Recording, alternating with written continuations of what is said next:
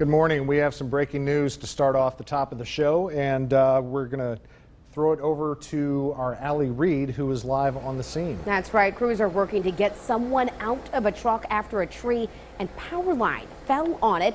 Reid is live on North University in Peoria. Allie, what can you tell us is happening out there?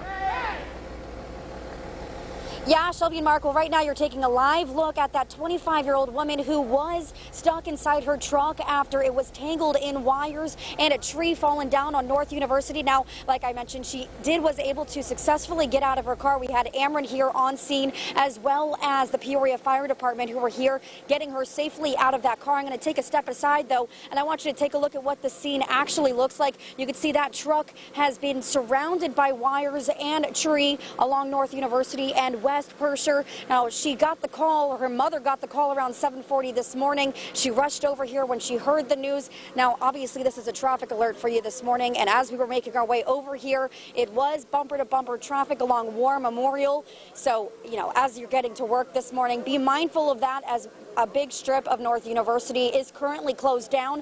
But the best news here is the fact that she was safely able to get out of her car. Of course, I will be speaking to the fire department as well as Ameren here in just a little bit to continue to give you updates on when this road will be reopened.